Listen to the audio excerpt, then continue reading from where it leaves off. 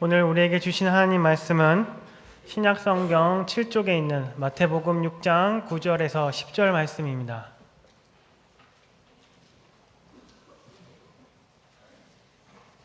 신약성경 7쪽에 있는 마태복음 6장 9절에서 10절 말씀입니다. 이제 말씀을 봉독합니다. 하나님의 말씀을 경청하시기 바랍니다. 그러므로 너희는 이렇게 기도하라. 하늘에 계신 우리 아버지여, 이름이 거룩히 여김을 받으시오며 나라가 임하시오며 뜻이 하늘에서 이루어진 것 같이 땅에서도 이루어지이다. 아멘. 인류의 역사가 발전해 오는 동안 사람들은 끊임없이 이상적인 세계를 꿈꾸고 또 그런 세상을 실제로 만들어 보려고 많은 노력들을 했습니다. 예를 들면 고대 도시 국가 중에 하나인 스파르타는 건강한 육체에 건강한 정신이 깃든다, 그런 모토를 가지고 강한 사람이 지배하고 다스리는 세상을 그들은 꿈꿨습니다. 그래서 그 나라에서는 아이가 태어나면 의사가 와서 진단을 합니다. 이 아이는 허약한 체질로 태어났습니다 라고 의사가 진단을 하면 조금도 주저함이 없이 그 아이를 절벽 아래로 던져버렸습니다. 그들이 즐기는 스포츠가 여러 가지가 있었는데 그 중에서도 가장 인기 있는 스포츠는 권투였어요. 지금처럼 가죽으로 된 글로브를 끼고 권투를 한 것이 아니라 쇠를 얇게 만들어서 쇠로 만든 장갑을 끼고 권투를 했습니다. 그래서 권투 경기는 두 사람 중에 한 사람이 기절을 하거나 항복을 해야 끝나는 경기였습니다. 그럼에도 불구하고 항복하는 사람이 한 사람도 없었기 때문에 결국에는 두 사람 중에 한 사람이 죽어야 끝나는 그런 경기가 된 것입니다. 너무 그 피해가 컸기 때문에 결국 나라에서 권투 경기를 중단시키고 말았습니다. 로마와 같은 나라는 강한 군사력이 뒷받침되는 그 힘을 가지고 전쟁이 없는 세상을 꿈꿨습니다. 여러분이 잘 아는 히틀러는 인류의 혈통 중에 가장 우수한 혈통이라고 믿었던 게르만 민족이 지배하고 다스리는 그런 세상을 꿈꿨습니다. 또 칼 막스나 레닌은 경제적으로 공평한 세상, 그런 공산주의를 또 그는 꿈꿨습니다. 많은 사람들이 그때마다 이상적인 세상을 꿈꾸었지만은 그 꿈 가운데 하나도 이루어진 꿈은 없었습니다. 18세기에 들어오면서 인류의 기술과 그리고 과학은 예전과는 비교할 수 없을 만큼 급속도로 발전을 하게 됐습니다. 거기에 자신감을 얻은 인간들은 또 다른 이상적인 세상을 꿈꾸게 됐습니다. 이 땅에 낙원을 건설하는 것은 시간 문제다. 이렇게 계속해서 과학이 발달하게 된다면 머지않아 우리가 살고 있는 이 세상은 에덴 동산과 같은 낙원이 될 것이다. 그러나 제1차 세계대전이 터지고 또 2차 세계대전이 터지면서 그들의 꿈도 다 깨지고 말았습니다. 왜 사람들은 끊임없이 이상적인 세상을 꿈꾸고 그리고 그런 세상을 만들어 보려고 노력하는데 왜 꿈처럼 되지 않는 것일까? 그것은 사람들이 두 가지를 간과해서 그렇습니다. 하나는 인간이 능력이 있고 또 유능하기는 하지만은 인간은 전능하지 않다는 것입니다. 다른 하나는 인간도 자신의 힘으로 어떻게 할 수 없는 죄의 문제, 그 죄성을 인간이 가지고 있기 때문에 꿈은 꿀 수 있지만은 그 꿈을 이루어내지는 못한다는 것입니다. 그런 이유 때문에 아무리 과학이 발전하고 아무리 기술이 발전한다 하더라도 인간은 절대로 이 땅에 낙원을 건설할 수가 없는 것입니다. 그래서 예수님이 인간의 몸을 입고 이 세상에 오신 거예요. 예수님이 인간의 몸을 입고 이 세상에 오셨다고 하는 것을 성경은 이렇게 설명하고 이렇게 해석을 합니다. 마태복음 4장 17절 말씀을 우리가 한번 함께 같이 읽겠습니다. 시작. 이때부터 예수께서 비로소 전파하여 이르시되 회개하라 천국이 가까이 왔느니라 하시더라. 마가복음 1장 14절과 15절에서는 또 이렇게 설명을 합니다. 같이 읽습니다. 시작. 요한이 잡힌 후 예수께서 갈릴리에 오셔서 하나님의 복음을 전파하여 이르시되 때가 찼고 하나님의 나라가 가까이 왔으니 회개하고 복음을 믿으라 하시더라. 자, 인간의 몸을 입고 이 세상에 오신 예수님이 처음으로 메시지를 던지면서 하나님의 나라가 가까이 왔다. 그렇게 말씀하십니다. 우리는 하나님의 나라, 천국은 저 하늘 너머에 있는 것으로만 생각했는데 그 하늘 너머에 있는 그 천국이 지금 이 땅에 내려왔다는 것입니다. 그러면 저 하늘 너머에 있는 천국을 누가 이 땅으로 가져왔다는 말인가? 예수님이 자신이 그 하나님의 나라를 이 땅으로 가지고 온 장본인이라고 말씀하십니다. 그래서 천국이라고 하는 것은 우리가 죽은 다음에만 가는 그런 나라가 아니라 그 천국이 이 땅에도 예수님이 가지고 왔기 때문에 이 땅에서도 우리는 천국에 들어갈 수가 있다. 하나님의 나라에 들어갈 수가 있다. 그렇게 말씀하시는 거예요.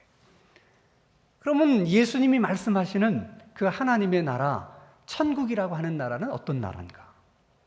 하나님이 다스리는 나라예요. 하나님이 왕이 되셔서 하나님이 직접 통치하시는 나라, 그 나라가 하나님의 나라입니다. 자, 여러분, 우리가 이제 죽게 되면 모든 사람들은 죽어서 천국에 가기를 소망합니다. 왜 천국에 가기를 소망하는 것입니까? 적어도 우리 생각에 천국에는 눈물도 없고 슬픔도 없고 고통도 없고 이별이 없는 곳이라고 생각하기 때문입니다. 거기는 기쁨만 있고 평안만 있고 행복만 있는 곳이라고 생각하기 때문에 그렇습니다. 그러면 여러분, 왜 천국에는 눈물이 없는 것입니까? 왜 천국에는 슬픔이 없는 것입니까? 무엇 때문에 천국에는 기쁨만 있는 것입니까? 천국은 하나님이 왕이 되셔서 그분이 통치하시고 다스리시는 나라이기 때문에 그렇습니다. 어떻게 하나님이 다스리는 나라에 눈물이 있을 수 있습니까? 어떻게 하나님이 왕이 되신 그 나라에 슬픔이 있을 수 있겠습니까? 하나님이 다스리시고 통치하는 그 나라는 하나님이 왕이시기 때문에 그는 기쁨이 있고 행복이 있는 것입니다. 그런데 여러분, 그 천국이라고 하는 것이 저 하늘 너머에만 있는 것이 아닙니다.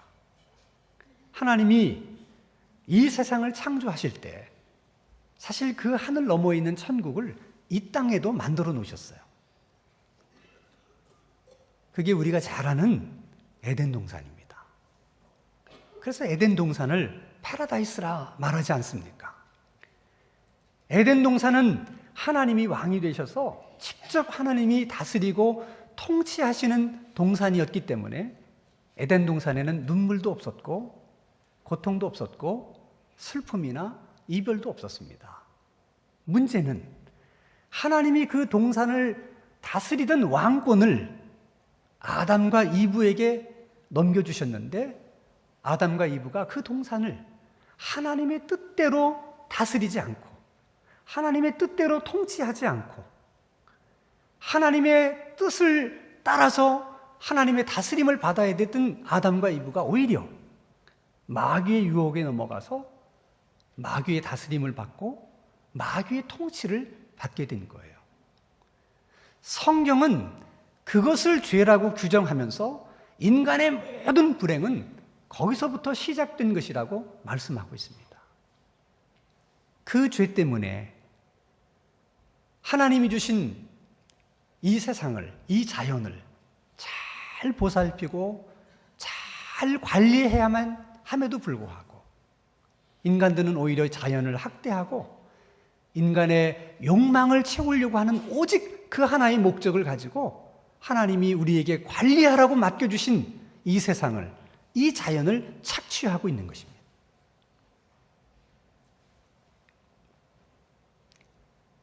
그래서 인간은 이상적인 세상은 꿈꿀 수 있지만 그런 세상은 만들어낼 수가 없는 것입니다.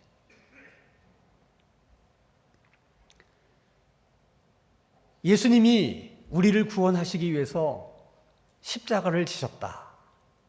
우리들이 다 아는 얘기입니다. 그런데 그것을 하나님의 나라와 연관해서 생각해 보면 십자가를 진다는 것은 이런 의미가 있어요.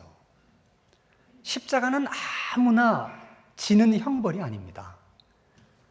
가장 흉악한 죄를 진 사람만이 그 십자가형에서 죽는 거예요. 예수님이 죄가 있어서 십자가에 못 박힌 것이 아닙니다. 예수님이 십자가에 못 박히실 때 그 순간만큼은 인간의 모든 죄를 그 예수님이 다 끌어안고 십자가에 못 박히신 것입니다. 그러므로 사람의 눈으로 보면 하나님의 아들이 십자가에 못 박혀 있는 것이지만 그러나 영적으로 보면 인간의 죄가 십자가에 못 박힌 것이고 그 죄의 주인이고 그 죄의 왕이 되는 마귀와 사탄과 귀신이 십자가에 못 박힌 것입니다. 그래서 예수님이 십자가에 못 박히는 그 순간부터 죄는 그리고 사탄은 더 이상 인간을 다스리거나 지배할 수 있는 힘을, 권세를 다 빼앗기고 잃어버리게 된 것입니다. 이제는 더 이상 죄가 인간을 다스릴 수 없어요. 이제 마귀가 더 이상 인간을 통치할 수 없습니다. 그 증거가 두 가지예요. 우리가 죄를 지으면 그 죄는 끊임없이 우리들에게 죄책감을 불러일으킵니다. 너는 하지 못할 짓을 했다. 어떻게 그럴 수가 있느냐. 계속 정죄하고 우리를 비난합니다. 아무리 그 죄책감을 떨쳐버리려고 해도 내 마음대로 되질 않아요. 왜냐하면 그 죄가 나를 지배하고 있기 때문에 그렇습니다. 그 죄가 나를 계속해서 다스리고 있기 때문에 그렇습니다. 죄라는 것이 정말 이렇게 지긋지긋한 것이구나 깨닫고 난 다음에 내가 다시는 그런 죄를 내가 짓지 않아야지 다짐하고 결심해 보지만 별로 소용이 없습니다. 또다시 죄를 짓게 돼요. 내 힘으로 죄를 컨트롤할 수 없습니다. 죄가 나를 다스리고 죄가 나를 지배하고 있기 때문에 그런 것입니다. 그런데 우리가 예수를 믿고 그리고 예수님 앞에 우리의 지은 죄를 다 고백하게 되면 예수님이 우리 죄를 다 용서해 주세요. 그 용서가 임하는 순간 죄책감도 다 사라집니다. 그리고 용서받은 바로 그 자리에 예수님의 은혜가 머물기 시작하면서 이제 죄는 정말 보기도 싫은 지긋지긋한 그런 죄가 돼서 죄를 짓고 싶은 생각도 없고 그리고 죄를 짓는다고 하는 생각도 하고 싶지 않은 그런 상태가 되는 거예요. 그것이 죄로부터 우리가 자유케 된 것입니다. 어떻게 그런 일이 있을 수 있는가? 죄가 십자가에 못 박혔기 때문에 그런 것입니다. 또 하나의 증거가 있습니다. 사람들이 가장 두려워하는 것 중에 하나가 귀신입니다.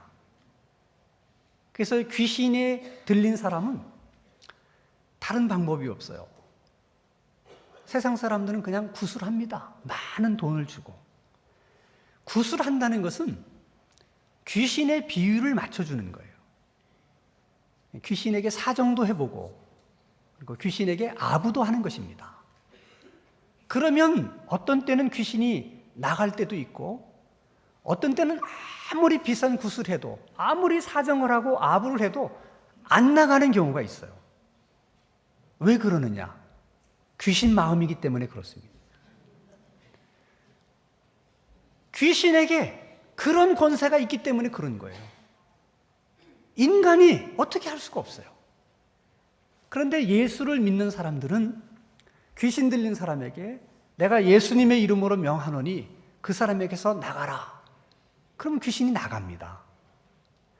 나가고 싶어 나가는 게 아니에요. 어쩔 수 없이 나가는 거예요. 왜냐하면 그 마귀의 권세가 십자가에 못 박혔기 때문에 이제 예수의 권세 앞에 마귀도 무릎을 꿇는 거예요. 어떻게 그런 일들이 일어날 수가 있는가? 마귀도 십자가에 못 박혔기 때문에 그런 것입니다. 그러면 여러분, 손 있는 날 이사를 해야 됩니까? 말아야 됩니까? 손이 있는 날이라 할지라도 우리는 이사를 해야 됩니다. 이사 비용만 싸다면. 왜냐하면 우리는 손 있는 날 이사를 해도 귀신이 우리를 해하지 못합니다. 왜냐하면 이미 권세가 십자가에 못 박혔기 때문에 그런 거예요. 그런데 많은 사람들이 그 사실을 모르기 때문에 오늘날에도 손 있는 날에는 이사를 안 하는 것입니다. 그래서 주님이 이 땅에 교회를 세운 거예요. 모든 사람들에게 그 얘기를 해주라는 거예요. 그것을 우리식으로 얘기하면 복음을 전한다 그렇게 표현하기도 하고 또 예수님 믿으세요 전도하는 것이라고 말합니다. 여러분, 예수를 믿으세요 라고 하는 말 속에는 이제부터는 예수님의 다스림을 받으면서 사세요 그렇게 말하는 거예요. 이제는 죄의 다스림을 받지 말고 마귀의 지배를 받지 말고 당신의 왕을 하나님으로 모시고 그분의 다스림과 지배를 받으면서 사십시오 라고 얘기해 주는 거예요. 그러면 사람은 왜 하나님의 다스림을 받으면서 살아야 되는가? 인간이 가장 인간답게 살 수 있는 길은 하나님의 다스림을 받으면서 사는 길밖에는 없기 때문에 그렇습니다. 인간이 정말 행복하게 살 수 있는 길도 하나님의 다스림을 받으면서 사는 길 외에는 다른 길이 없기 때문에 그런 거예요. 그러므로 여러분, 죽어서만 천국에 가겠다고 생각하지 마시고 지금 내가 살고 있는 삶의 현장에서도 하나님의 다스림을 받으면서 산다면 우리가 어디서 살든 그것이 하나님의 나라가 되는 것입니다. 그래서 하나님은 우리들의 가정도, 우리들의 일터도, 우리의 교회도, 우리가 살고 있는 이 땅도 모두가 다 하나님의 다스림을 받고 사는 하나님의 나라가 되기를 소망하시는 거예요. 이것은 하나님의 막연한 소원이 아니라 하나님의 강력한 의지며 강력한 하나님의 뜻입니다. 얼마나 하나님이 그 부분에 대해서 강력한 의지와 뜻을 가지고 계시는가? 성경은 하나님의 그 강력한 의지를 이렇게 표현합니다. 여러분, 마가복음 16장 15절 말씀을 보면 너희는 가서 천하를 다니면서 만민에게 복음을 전파하라. 마태복음 28장 19절 이하 말씀을 보면 너희는 가서 모든 족속으로 제자를 삼아 아버지와 아들과 성령의 이름으로 세례를 주고 내가 너희들에게 부탁한 이 모든 것들을 가르쳐 지키게 해라. 사도행전 1장 8절 말씀에 보면 오직 성령이 너희에게 임하시면 너희가 권능을 받고 예루살렘과 온 유다와 사마리아와 땅끝까지 이르러 내 증인이 될 것이다. 이 모든 말씀은 하나님의 강력한 의지를 표명하시는 말씀들이에요. 그런데도 초대교회였던 예루살렘 교회는 이런 하나님의 강력한 의지와 뜻을 이해하지 못했어요. 그래서 하나님의 말씀에 순종하지를 못했습니다. 여러분, 초대교회인 예루살렘 교회는 베드로가 나가서 한 번 전도했을 때 3,000명이 회개하고 예수를 믿고 교회로 들어왔습니다. 양적으로 엄청난 부흥이 일어났던 교회예요. 양쪽으로만 부흥했던 교회가 아닙니다. 그들은 매일처럼 성전에 모였어요. 그것도 성에 차지 않아서 또 집에서 모였습니다. 모이면 기도했고, 모이면 하나님을 찬양했고, 모이면 함께 떡을 떼면서 친교를 나눴습니다. 부자들은 자기 재산을 다 팔아서 가난한 성도들에게 나눠줬습니다. 예루살렘 교회 안에는 네 거, 내 거가 구분이 없었어요. 다 서로 우리 거라고 생각하고 함께 나눠 썼습니다. 얼마나 사는 것이 행복했으면, 얼마나 신앙생활이 행복했으면 그렇게 살았겠습니까? 그래서 그들은 그런 예루살렘 교회를 떠나서 다른 교회로 갈 수가 없는 거예요.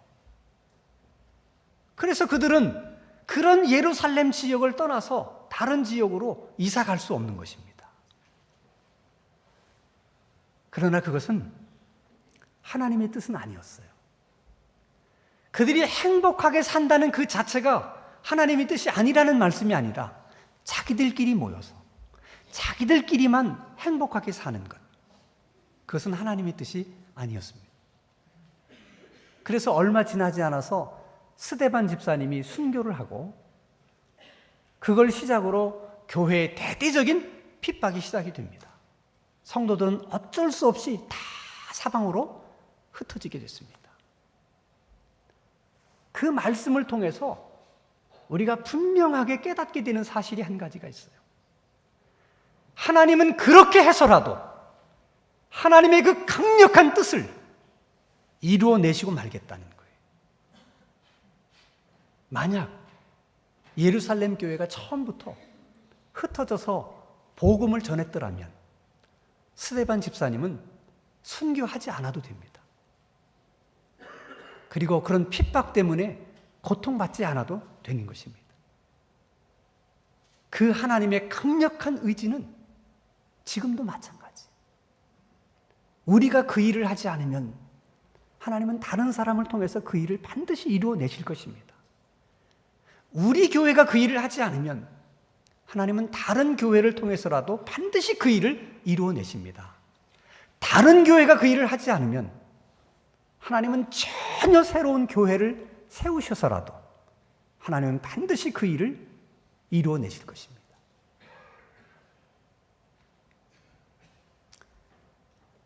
몇 년 전에 선교학을 가르치는 교수님 한 분이 지금 우리는 어떤 시대를 살고 있나 하는 주제로 강연을 하신 적이 있습니다.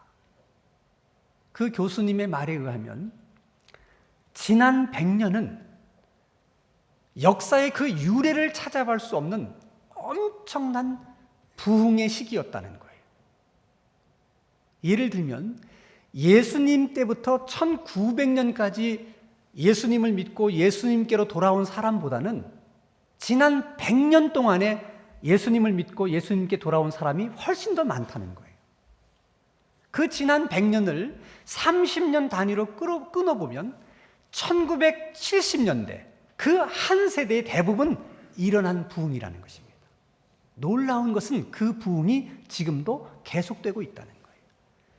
그 부흥의 한복판에 한국교회도 있었던 거예요.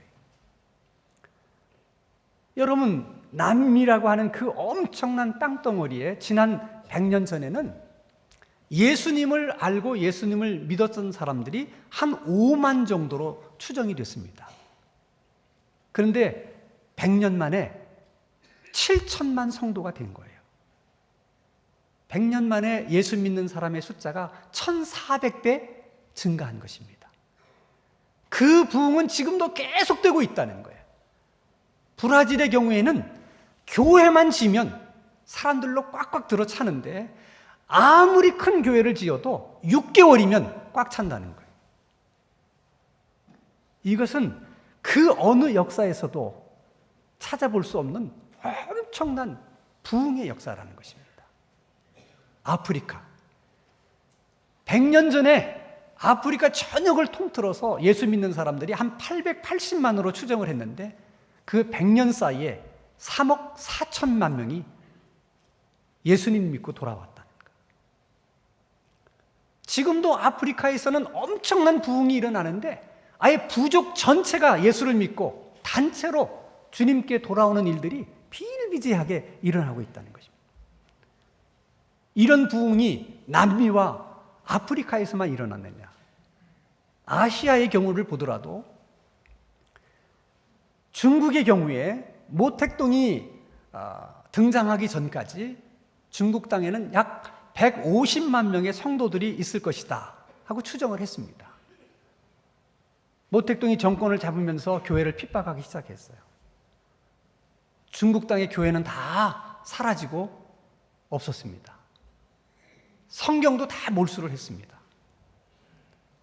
그 암흑의 시기를 보내면서 모든 세계 선교학자들이 이제 중국 땅의 교회는 이제는 끝났다.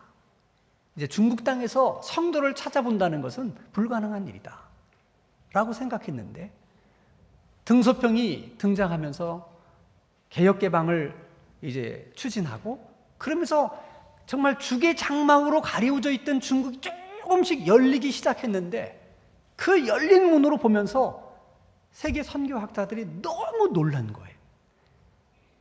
이제는 한 명도 크리스찬들이 남아있지 않을 거라고 생각했던 중국 땅에 무려 1억만 명의 성도들이 있었습니다. 그 기간 동안 중국 땅에는 신앙의 자유가 없었습니다. 성경도 없었습니다. 성경을 가르치는 목사나 전도사나 선교사나 교사도 없었습니다. 그런데 어떻게 150만 정도의 성도가 그렇게 1억만 명의 성도로 어떻게 그렇게 증가할 수 있었을까? 답은 하나입니다. 성령님의 강력한 역사였어요. 그래서 모든 선교학자들이 이렇게 얘기했습니다. 하나님께서 중국 땅에 부어주셨던 그 강한 성령의 역사를 세계 가운데 부어준다면 우리 세대에 세계 복음화가 되는 것은 꿈 같은 얘기가 절대로 아니다. 지금은 우리가 저 이슬람 지역에 어떻게 들어가서 선교를 하나? 어느 세월에 땅끝까지 복음이 전파가 될까? 걱정이 많지만 하나님께서 중국 땅에 부어주셨던 그 강력한 성령을 그 이슬람 지역에도 부어준다면 우리 세대에 세계 복음화가 이루어질 수 있다는 것입니다. 그러면 여러분, 역사의 그 유래를 찾아볼 수 없는 그 부흥의 시대에 우리가 태어난 거예요. 그리고 우리가 예수를 믿게 된 것입니다. 이게 여러분 우연이라고 생각하십니까? 정말 역사의 그 유래를 찾아볼 수 없는 엄청난 부흥을 하나님이 주신 그 시대에 우리가 태어나서 예수 믿고 그 은혜를 경험하고 그 은혜를 우리가 받았다고 하는 것은 절대로 우연이 아닙니다. 거기는 분명 하나님의 기쁘신 뜻이 계십니다. 그래서 하나님이 우리들에게 말씀하시는 거예요. 너희는 먼저 그의 나라와 그의 의를 구하라. 그리하면 이 모든 것을 너희에게 더하실 것이다. 너희들은 기도할 때 이렇게 기도해라. 하늘에 계신 우리 아버지, 아버지의 이름을 거룩하게 하옵시며 아버지의 나라가 오게 하소서. 이 땅에 하나님의 통치가 이루어지는 것이 하나님의 강력한 뜻이고, 그게 오늘 우리들의 꿈입니다. 하나님은 자신이 만든 이 세상이 하나님의 다스림을 받는 그런 세상이 되기를 원하십니다. 그게 우리들이 꿈꾸는 세상입니다.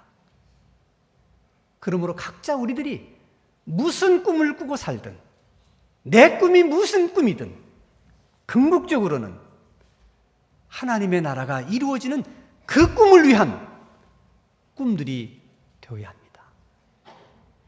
그리고 우리 세대에 그 꿈이 이루어질 수 있도록 더 많이 헌신하고 더 많이 기도할 수 있는 저와 여러분들의 삶이 되기를 주님의 이름으로 축원합니다.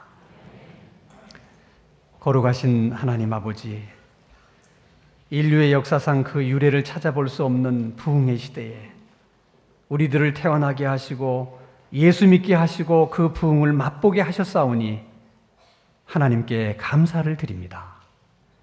이 감사가 복음을 위한 헌신으로 이어지게 하시고 우리들의 그 헌신 가운데 성령의 기름 부음을 주시옵소서. 예수님의 이름으로 기도하옵나이다. 아멘.